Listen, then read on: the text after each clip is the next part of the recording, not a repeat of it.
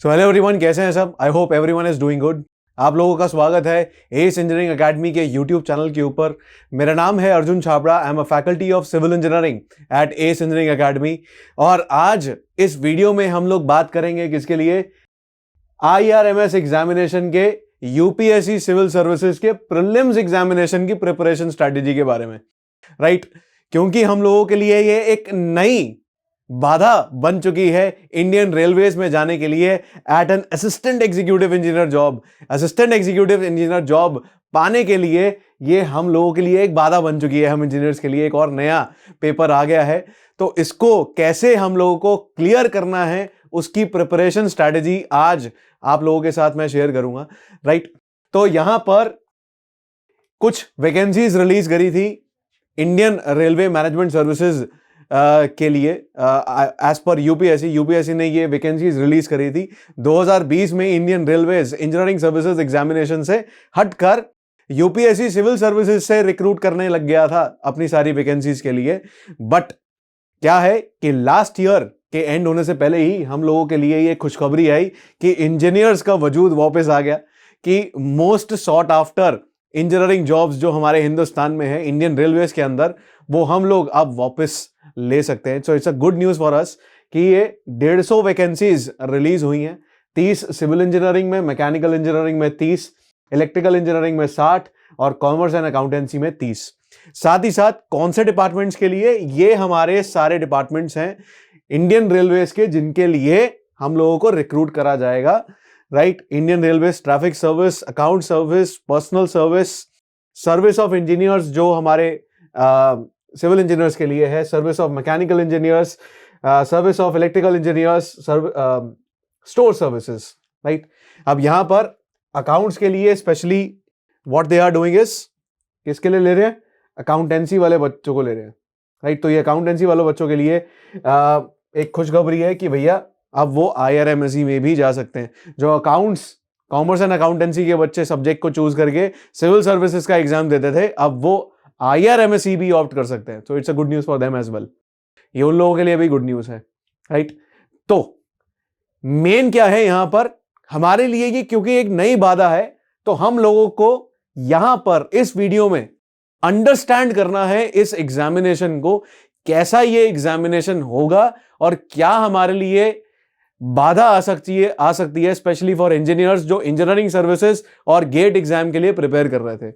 अब आपके लिए यहां पर क्या है कि आपको सेम प्रीलिम्स एग्जामिनेशन देना है जो यूपीएससी सिविल सर्विसेज और इंडियन फॉरेस्ट सर्विसेज के लिए बच्चे दे रहे थे।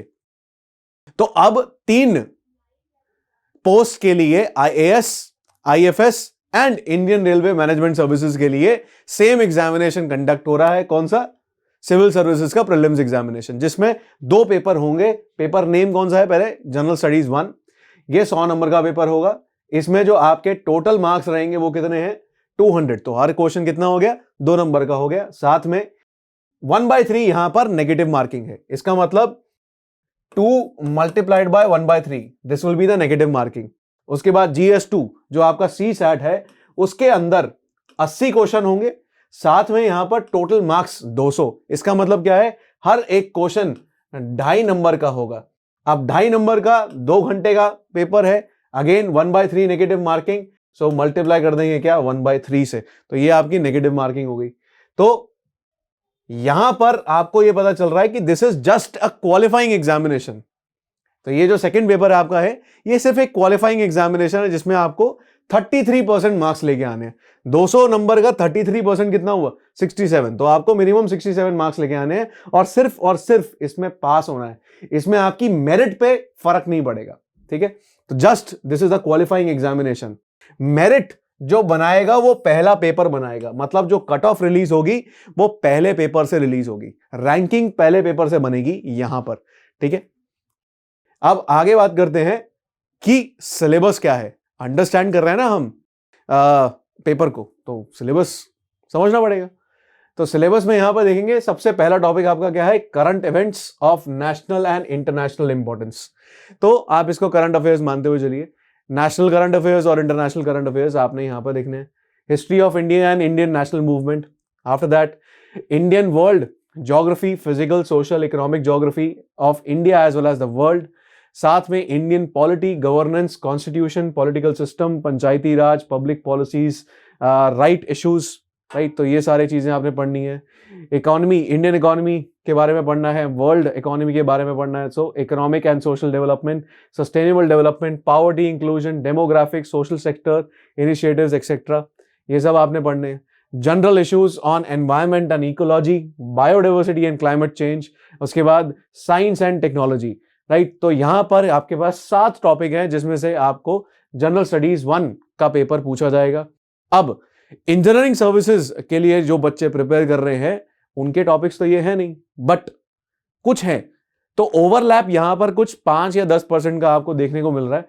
6th टॉपिक, ये आप कहां पर देख रहे हो, सिविल इंजीनियरिंग सर्विसेज के प्रीलिम्स में है ये। आप एनवायरमेंट, इकोलॉजी पढ़ते हो, क्लाइमेट चेंज पढ़ते हो, इंजीनियरिंग सर्विसेज के प्रीलिम्स के लिए आपका एक टॉपिक रहता है इंफॉर्मेशन कम्युनिकेशन टेक्नोलॉजी, ICT, वो भी उसका कुछ हिस्सा आप साइंस एंड टेक्नोलॉजी में भी कवर करोगे, तो थोड़ा सा ओवरलैपिंग यहां पर है।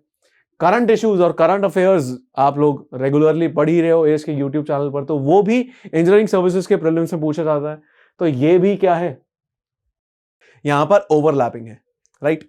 बट हमारे लिए जो सबसे बड़ा चैलेंज यहां पर कौन सा है कि बीच के ये जो 4 टॉपिक हैं ये हमारे लिए सबसे बड़े चैलेंज हैं। यहां पर क्या यहां पर ये चैलेंज बन रहा है कि इन चारों टॉपिक को हमको एक्स्ट्रा पढ़ना पड़ेगा, राइट।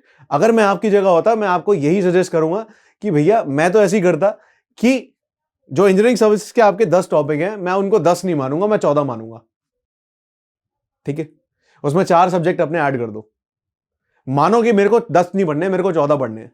सिंपल, अपने दिमाग को बेवकूफ बनाओ। उसके बाद 14 टॉपिक हैं, बट 4 टॉपिक जो आपको एक्स्ट्रा पढ़ने हैं वो कब पढ़ने हैं, बीच में इंजीनियरिंग सर्विसेज और CSE के, मतलब सिविल सर्विसेज के प्रीलिम्स में 90 दिन का फर्क है, राइट। एग्जैक्ट बोले तो 97 डेज का फर्क है बीच में, तो 3 महीने के अंदर आपने ये 4 टॉपिक फालतू पढ़ने। मच मोर डिटेल में आप लोग पढ़ सकते हैं if you have the specific content, जो स्पेशल कंटेंट आपको रिक्वायर्ड है, अच्छी क्वालिटी का कंटेंट आपको रिक्वायर्ड है, अगर वो आपके पास है तो आप ये 4 टॉपिक और ये बाधा को क्लियर कर सकते हो, ठीक है। अब थोड़ा सा एक प्रिपरेशन स्ट्रैटेजी हम डिस्कस कर रहे हैं, तो थोड़ा सा मैं एक्सप्लेन करना चाहूंगा कि आपको कैसे सवाल पूछे जाते हैं, जनरली कैसे ज्यादातर सवाल पूछे जाते हैं। यस, फैक्ट बेस्ड क्वेश्चंस तो आपको हर एक टॉपिक पे पूछे जाएंगे ही जाएंगे, बट एक चीज होती है करंट इवेंट, एक क्या होता है आपका करंट इवेंट, साथ में आपका क्या होता है फैक्ट। इन दोनों को मिलाकर भी आपके सवाल पूछे जाते हैं, दोनों को मिलाकर। कैसे कि एग्जांपल आपको बताता हूं, हिस्ट्री के हिसाब से बताते हैं, ठीक है। हिस्ट्री हमारा एक टॉपिक है, उसके हिसाब से बताएंगे। तो करंट इवेंट क्या है हमारा, प्राइम मिनिस्टर ऑफ इंडिया जो हमारे हैं मोदी साहब ने क्या करा था कि नादा प्रभु कांपे गौड़ा का स्टैचू अनवील किया है 108 फुट का, ठीक है। अब उन्होंने जो इनॉग्रेट किया है ये स्टैचू, वो कहां किया है, बैंगलोर के टर्मिनल 2 एयरपोर्ट पे, ये नवंबर 2022 में हुआ है, ठीक है। अब क्यों यहां पर इनका स्टैचू बनाया गया, because he was the founder of, Nada Prabhu Kempe Gowda is the founder of Bangalore city, ठीक है। He is credited with the founding of city. अब उसके बाद किसने स्कल्प्ट किया है उसको, रेनॉल्ड स्कल्प्टर कौन है, पद्म भूषण अवॉर्डी राम वांजी सुतर। अब ये किसके लिए फेमस है Ram Vanji Sutar, he is also famous for statue of unity. ये स्टैच्यू ऑफ यूनिटी जो हमारे गुजरात में है उसके लिए वो फेमस है। अब साथ ही साथ इन्होंने महात्मा गांधी का भी स्टैच्यू बनाया, कहां पे, विधान सौधा में, ठीक है। तो ये क्या हो गया, करंट इवेंट हो गया, दिस इज करंट इवेंट। अब based upon this current event, history के यहां पर टॉपिक क्या बनता है, हु वॉज नादा प्रभु कांपे गौड़ा। अब नादा प्रभु कांपे गौड़ा थे, वो 16th सेंचुरी में बॉर्न हुए थे, प्रिसाइसली 1513 हमारा ईयर था, उसमें बॉर्न हुए थे in the village near Yelahanka village में वो पैदा हुए थे। उसके बाद he was the chieftain of Vijayanagara empire, Vijayanagara empire के वो चीफटेन थे, 16th सेंचुरी एम्पायर है ये। अब उसके बाद इनको माना क्या जाता है, he is an iconic figure, ठीक है, बहुत इंपॉर्टेंट फिगर है वोकालिगास के लिए। ये कर्नाटका की सेकेंड मोस्ट डोमिनेंट कम्युनिटी है आफ्टर लिंग्याट्स। उनका उसका आपको इस कम्युनिटी का आइकॉनिक फिगर इनको माना जाता है. He is widely acknowledge for finding Bangalore city. ये आपको मैंने पहले बता दिया. साथ ही साथ इनको क्रेडिट किया जाता है किससे, कि इन्होंने बहुत सारी लेक्स, अराउंड 1000 लेक्स इजाद करी थी बैंगलोर सिटी के अंदर, जिसकी वजह से जो ड्रिंकिंग की प्रॉब्लम है सिटी के अंदर और एग्रीकल्चर की प्रॉब्लम है वो खत्म हुई थी.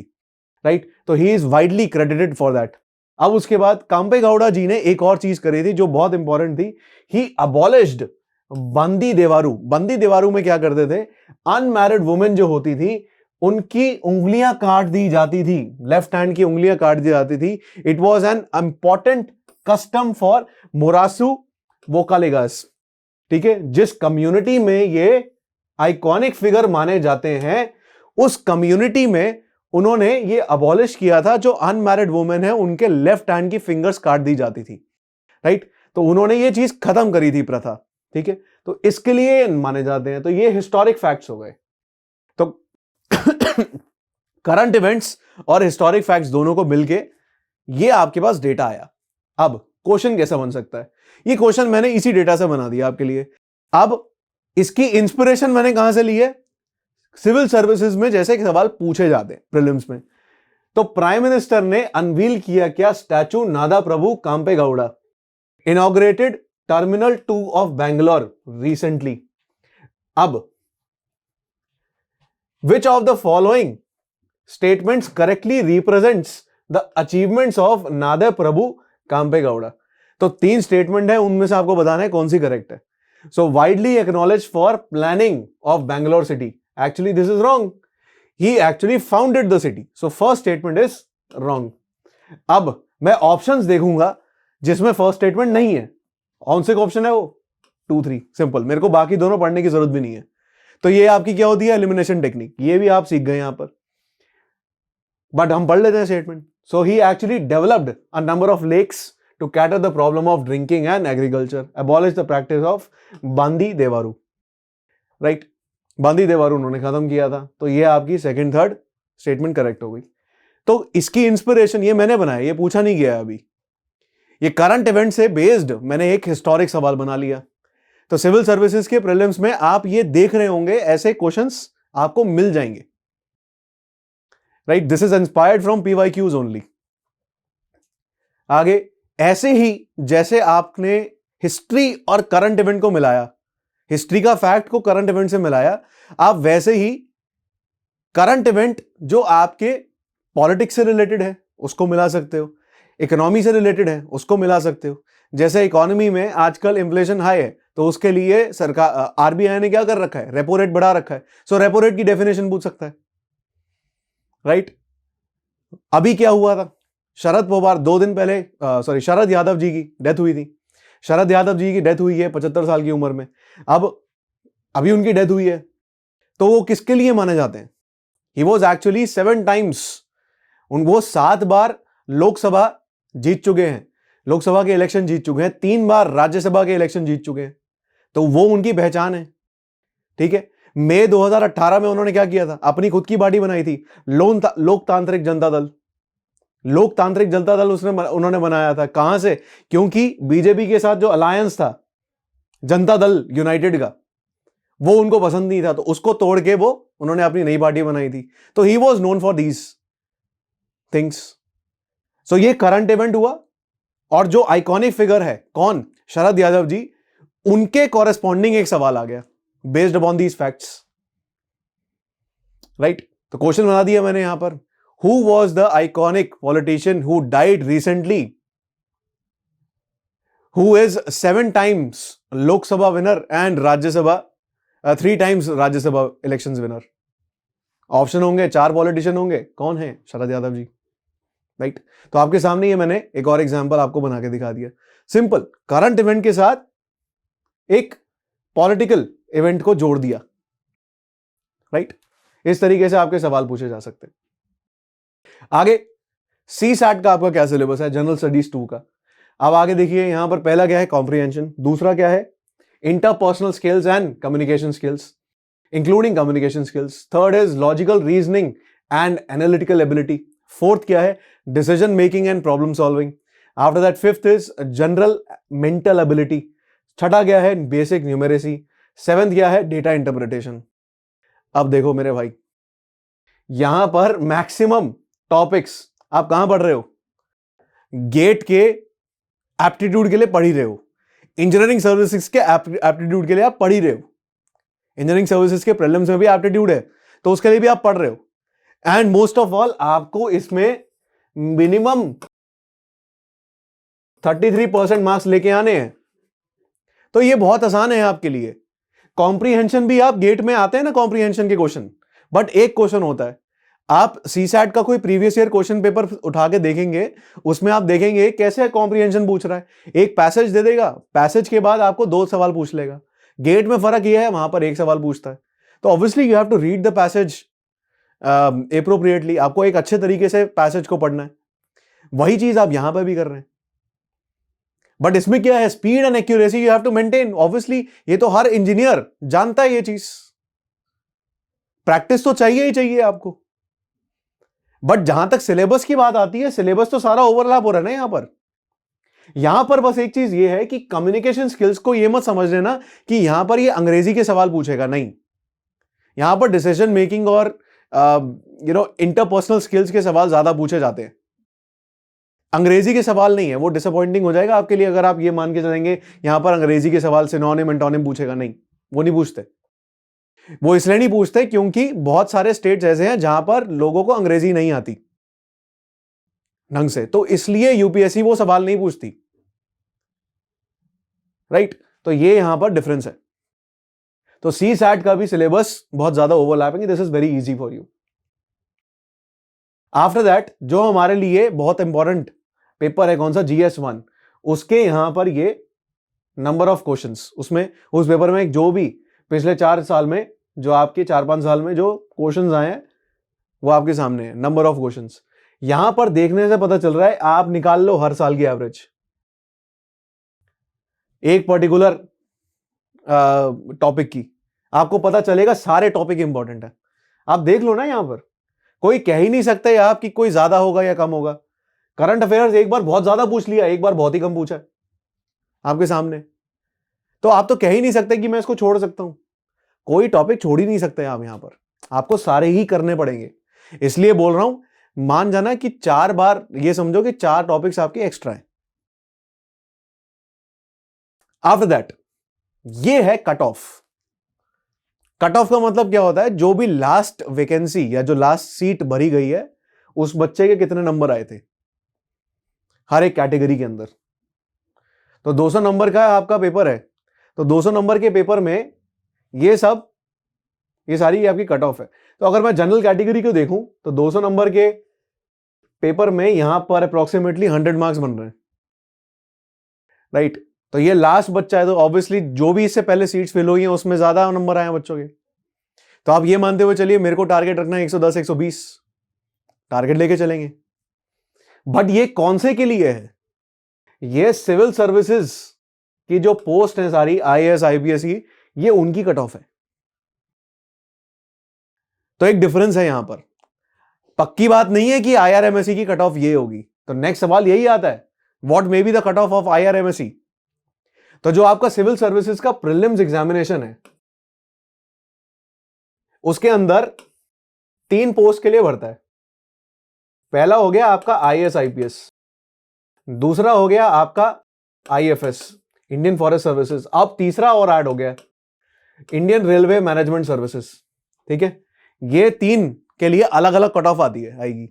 जैसे एग्जांपल ले लेते हैं, पिछला एग्जांपल क्या है कि जनरल कैटेगरी में 2021 में 87.54 कट ऑफ गई है जनरल कैटेगरी की। इस समय वैकेंसीज कितनी थी, what were the vacancies?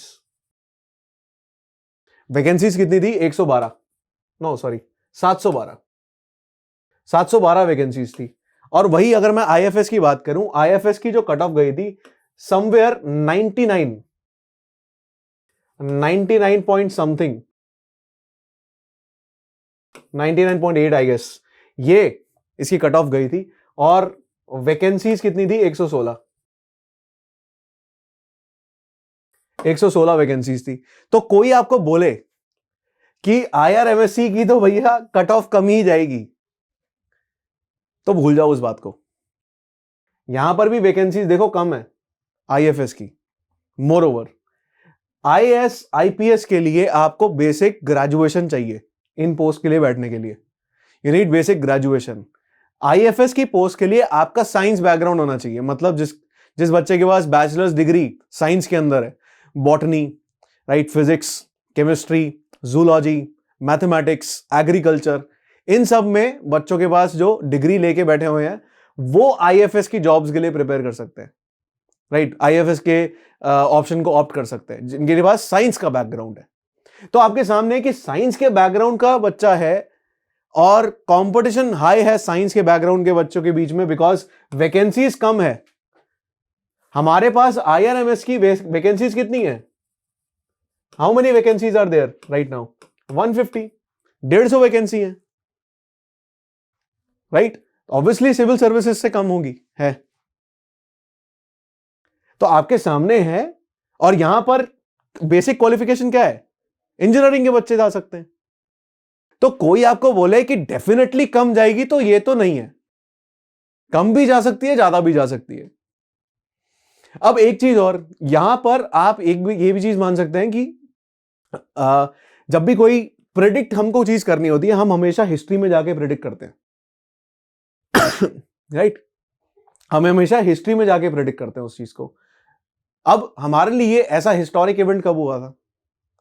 Engineering services का प्रीलिम्स 2017 में बनाया गया था, नया, new syllabus, new date, new curriculum, everything is was new 2017 में। क्योंकि 2016 से पहले 2016 में क्या था, जून में आपका पेपर होता था, सारे के सारे पेपर तीन दिन में लगातार होते थे। अब मेरे भाई उन्होंने क्या कर दिया 2017 में, प्रीलिम्स को उठा के रख दिया नया जनवरी में, जो पेपर 1 है, राइट। दोनों पेपर आपके प्रीलिम्स माने जाएंगे, जो भी आपके एमसीक्यू टाइप वाले पेपर है, जनवरी में उठा के रख दिया था 2017 में। बच्चे कंफ्यूज, बच्चे मानते थे भैया सर फरवरी में गेट है, इंजीनियरिंग सर्विसेज जनवरी में है, तो पढ़े कैसे, किसके लिए पढ़े? फिर भी बच्चों ने क्या करा, अडॉप्ट कर लिया उस चीज को। आप अगर ये कहें कि भैया प्रॉब्लम्स क्रिएट हो जाएंगी और कट ऑफ कम जाएगी, तो मैं आपको कट ऑफ बता देता हूं कितनी थी। अगर मैं आपको कट ऑफ बताऊं, यहां पर इंजीनियरिंग सर्विसेज की प्रीलिम्स की, राइट, 2017 में, जब हर बच्चे के लिए नया टॉपिक, जो आपके प्रीलिम्स का जो पेपर 1 है उसमें सारे टॉपिक नए, प्रीवियसली कुछ नहीं पता, जैसे अभी आपको प्रीवियसली कुछ नहीं पता आईआरएमएससी का, बच्चों ने कैसे उसको अडॉप्ट किया। कट ऑफ कितनी है यहां पर? 202 किसकी थी? सिविल में, ये जनरल कैटेगरी की बात कर रहा हूं मैं। उसके बाद 231 मैकेनिकल की आई थी, राइट। उसके बाद 257 इलेक्ट्रिकल इंजीनियरिंग, आपके सामने कहीं से कम है। हर एक कोई बोल रहा था 150 जाएगी, 150 180 के करीब जाएगी 2017 में। कम जाएगी सबने रट लगा रखी थी, कम है ये, क्योंकि बच्चों के पास सिलेबस इतना क्वालिटी, राइट, कंटेंट इतना क्वालिटी अवेलेबल करा दिया जाता है पहले ही। अच्छे बच्चे पढ़ते हैं भैया, वो सारी अपॉर्चुनिटी को बढ़िया तरीके से ग्रैस्प करते हैं, क्योंकि मार्केट में कंटेंट हाई क्वालिटी का अवेलेबल है, आपको पहले ही दे दिया जाता है। तो इस फैक्टर को आपको देखना पड़ेगा। साथ ही साथ 2018 की अगर मैं बात करूं, ये देखें कि भैया कट ऑफ इससे ज्यादा गई या कम, इसके बराबर ही थी, 207 गई थी सिविल में, जनरल कैटेगरी में। उसके बाद देखो, उसके बाद 256 मैकेनिकल में। तो अगर आप ये कहें कि भैया कहीं से कम हो रही है, कम तो नहीं है। और 230 डबल ई तो आपके सामने है। और 2019 में बल्कि कम हो गई, 2019 तक तो 2 साल का एक्सपीरियंस हो भी गया था। तो आप कुछ प्रेडिक्ट नहीं कर सकते हैं इसको, कम या ज्यादा। कोई आपको डेफिनेटली बोल दे कि कम जाएगी, नहीं जाएगी कम, definitely definite word is not here, it can be less, it can be more, right? तो आपको प्रिपरेशन अपनी जबरदस्त रखनी है, चाहे जितना मर्जी हो जाए, मेरे को प्रिपेयर बढ़िया तरीके से करना है, जो भी कट ऑफ आए भाई, right? So you have to keep that in mind. You have to keep your preparation very good और क्वालिटी प्रिपरेशन आपको रखनी है. नेक्स्ट इज प्रिपरेशन के लिए, जैसे मैंने आपको बोला कि क्वालिटी प्रिपरेशन के लिए यू नीड क्वालिटी मटेरियल. तो एनसीईआरटी बुक्स नंबर 1 मानी जाती हैं, 6ठी क्लास से लेकर 12वीं क्लास तक. बट ये सफिशिएंट है? नहीं है, right? Is it a one stop solution? No, right? Which are the examples? These are the examples. अब क्यों नहीं है ये सफिशिएंट? इसमें बेसिक आपको सब नॉलेज मिल जाएगी. सफिशिएंट इसलिए नहीं बैठती बिकॉज पढ़ने बैठ जाओ पहले पन्ने से, आपके पास तो 3 महीने हैं. आगे यहां पर देखेंगे, now move to standard preparation material of UPSC. You have to move towards the standard material. ठीक है, साथ में कौन से स्टैंडर्ड मटेरियल है? ये रे स्टैंडर्ड मटेरियल. अगेन पहले पन्ने से पढ़ने लग जाओगे? 3 महीने सफिशिएंट है इसके लिए? नहीं. कौन आएगा? मटेरियल ऑफिस, कंसाइज मैनर में. एक्सपीरियंस फैकल्टी ने ये मटेरियल बनाया है, तो सब कुछ अगर आपको कंसाइज फॉर्म में मिल रहा है, ज्यादा भटकोगे ना, टाइम वेस्ट होगा. After that you have to understand the PYQs. जैसे ही मैंने आपको एग्जाम्पल बना के दिखाए पीवाईक्यू से, वो क्वेश्चन पूछ नहीं रखे, मैंने बना के आपको दिखाया ऑन द स्पॉट. तो वो क्वेश्चन को आपको समझना पड़ेगा कि कैसे पीवाईक्यूज होते हैं, कैसे आते हैं सिविल सर्विसेज में. वैसे ही आपको करंट अफेयर्स कौन से फोकस करने हैं? जो भी हिंदू न्यूज़पेपर में पूछ रहा है, ऐप डाउनलोड कर लो. Indian Express daily app download कर लो.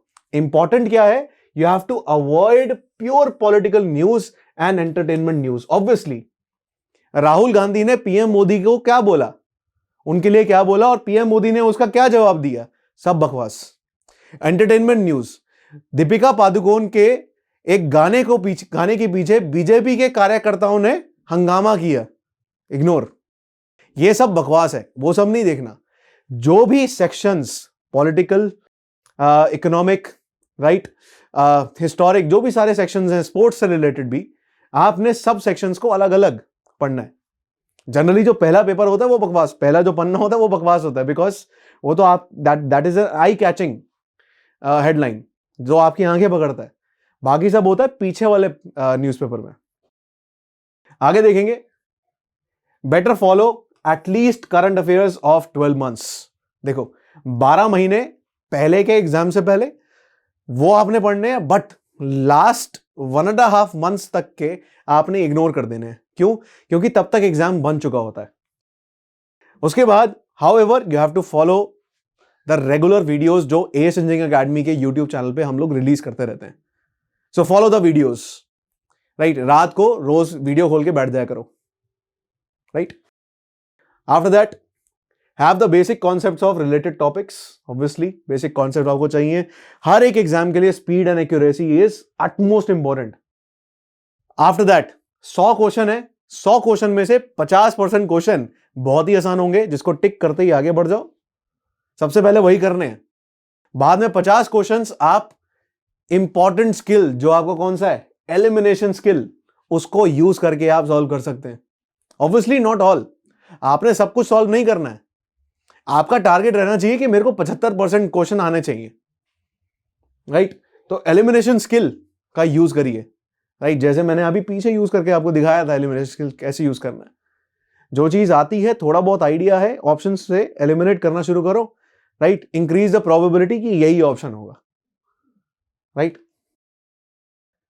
After that you should follow the prelims test series papers as possible, right? और साथ ही साथ एड्स एकेडमी क्या रिलीज कर रहा है अभी? प्रीलिम्स टेस्ट सीरीज रिलीज कर रहा है. थोड़े ही समय में आप लोग उसको ग्रास्प करिएगा जरूर. साथ ही साथ develop a habit of reading questions calmly. जितना ज्यादा ठंडा दिमाग होगा उतनी ज्यादा आपकी एक्यूरेसी बढ़ेगी, राइट? क्योंकि गर्म दिमाग हमेशा गलत आंसर ही देता है, ठीक है? So be calm during your preparation as well. तो कामनेस की भी प्रैक्टिस करनी शुरू करो. Prepare notes of important facts और साथ में शॉर्ट नोट्स बनाइए. राइट। शॉर्ट नोट्स बनाने बहुत ज़्यादा ज़रूरी हैं। शॉर्ट नोट्स हर चीज़ के मत बना लग जाओ। जो चीज़ आपको पता है कि आप भूल सकते हो उसी के शॉर्ट नोट्स बनाने होते हैं। हर चीज़ जो आपको क्लास में नोट्स दे दिए, बच्चे पता है क्या करते हैं, उसी को ही शॉर्टर फॉन्ट पे लिखना शुरू हो जाते हैं। एकदम बकवास चीज़ है वो। जो चीज़ आपके भूलने की संभावना है उसी को ही शॉर्ट नोट्स में हमेशा लिखना चाहिए। साथ ही साथ focus on high yield topics, obviously जो ज्यादा पूछा जाता है उस पर ज्यादा फोकस करिए। Limit the number of resources of study. That is why I told you कि कंसाइज मैनर में आपको स्टडी करनी है हमेशा। और कोई भी कॉम्पिटिटिव एग्जाम उठा लो, उसके लिए revision is the key.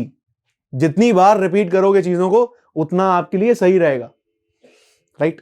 After that we are releasing our classroom coaching. हम अपनी क्लासरूम कोचिंग भी रिलीज कर रहे हैं। शॉर्ट टर्म बैच जो हमारा शुरू हो रहा है 24 फरवरी से शुरू हो रहा है। 7 to 8 आवर्स पर डे होगा। साथ ही साथ 70 to 75 डेज, जैसे मैंने आपको बोला कि गैप कितना है, 97 डेज का गैप है। मतलब अप्रोक्सीमेटली आपका 3 महीने से थोड़ा सा ज्यादा आपका गैप है। तो ड्यूरेशन इसकी रहेगी 70 से 75 दिन एंड 25,000 ऑफलाइन कोचिंग की फीस रहेगी। लॉन्ग टर्म कोचिंग 3 से 4 घंटे पर डे 24 फरवरी से ही शुरू हो रहा है। 5 to 6 मंथ्स का ये चलेगा। 25,000 रुपए। और कहां पे है दोनों का वेन्यू? कोटापेट, हैदराबाद। कोटापेट में हमारा सेंटर है हैदराबाद में, वहां पर ये रन होगा। इसमें खास बात यह है कि 50% का आपको डिस्काउंट दिया जाएगा अगर आप एस के ओल्ड स्टूडेंट्स हैं। 75% का डिस्काउंट दिया जाएगा कि अगर आपने ईएसई का मेंस क्वालिफाई कर रखा है तो। साथ ही साथ ऑनलाइन कोचिंग भी we are providing for this. Short term 24 फरवरी से 7 to 8 hours per day, 70 to 75 days के लिए 10,000 रुपीज। लॉन्ग टर्म 24 फरवरी से ही 3 to 4 hours per day, 5 to 6 months, 10,000 rupees. साथ में सेम चीज 50% discount as old students, 70% discount, 75% discount किसके लिए? Engineering services mains qualified students. साथ ही साथ हम लोग रेगुलरली अब वीडियोस रिलीज करते रहेंगे सब्जेक्ट वाइज प्रिपरेशन स्ट्रैटेजी के अकॉर्डिंग, राइट, अपने यूट्यूब चैनल के ऊपर ही, राइट। तो प्लीज उसको फॉलो करिएगा, subscribe to the channel, please click the like button and share it with as many students as possible. ज्यादा से ज्यादा बच्चों को ये शेयर करो ताकि उनकी भी हेल्प हो सके, राइट। साथ ही साथ all the best everyone. I hope आप लोग अपनी जिंदगी में बहुत बढ़िया करें। So happy preparation.